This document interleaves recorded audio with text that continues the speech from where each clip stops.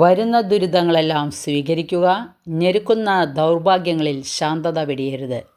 സ്വർണം അഗ്നിയിൽ ശുദ്ധി ചെയ്യപ്പെടുന്നു. സഹനത്തിൻ്റെ ചൂളയിൽ കർത്താവിന് സ്വീകാര്യരായ മനുഷ്യരും. പ്രഭാഷകൻ്റെ പുസ്തകത്തിനുള്ള വായനയാണ്. 2-ാം അധ്യായം 5-ാം തിരുവചനമാണ്. വചനം വരെ നമുക്ക് ശ്രദ്ധിക്കാം. ജ്ഞാനം ദൈവഭക്തിയാണ്. ദൈവഭക്തരായി ജീവിക്കുമ്പോൾ പ്രതിസന്ധികളും പരീക്ഷണങ്ങളും ഉണ്ടാകും. ഈ പരീക്ഷകൾ ശുദ്ധി ചെയ്യപ്പെടലാണ്. മൂശയിൽ വെള്ളിയും ഉലയിൽ സ്വർണവും ശോധനം ചെയ്യപ്പെടുന്നു.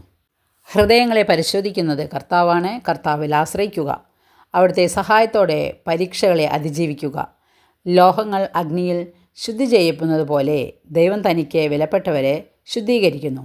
ജീവിതത്തിലെ കഷ്ടപ്പാടുകൾ ദൈവവുമായുള്ള ബന്ധം വർദ്ധിപ്പിക്കുന്നു.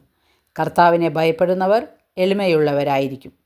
അവർ വചനം ധിക്കരിക്കുകയോ ജ്ഞാനമാർഗത്തിൽ നിന്ന് പിന്തിരിയുകയോ ഇല്ല.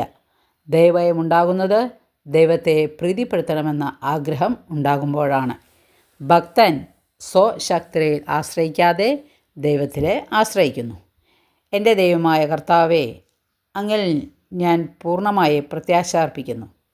അങ്ങാണ് എൻ്റെ ഏക അവലംബം. ഞാൻ അങ്ങയിൽ ആശ്രയിക്കുന്നു. അവിടുന്ന് ആർദ്രഹൃദയനും കരുണാമയനുമാണ്. അവിടുന്ന് പാപങ്ങൾ ക്ഷമിക്കുകയും കഷ്ടതയുടെ ദിനങ്ങളിൽ രക്ഷയ്ക്കെത്തുകയും ചെയ്യുന്നു. അവിടുത്തെ തൃക്കരങ്ങളിൽ ഞാൻ എല്ലാം സമർപ്പിക്കുന്നു. കർത്താവിനോടുള്ള ഭക്തി ജ്ഞാനത്തിൻ്റെ മകുടമാകുന്നു. അത് സമാധാനവും ആരോഗ്യവും സമൃദ്ധമാക്കുന്നു. കർത്താവിനോടുള്ള ഭക്തി ജ്ഞാനത്തിൻ്റെ തായ്വേരാണ്. കർത്താവെ, എന്നെ ദൈവഭക്തിയിൽ വളർത്തണമേ.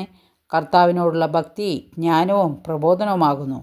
അവിടുന്ന് വിശ്വസ്തതയിലും വിനയത്തിലും പ്രസാദിക്കുന്നു. കർത്താവിൽ ആശ്രയിക്കുന്നവൻ ഭാഗ്യവാന്മാർ.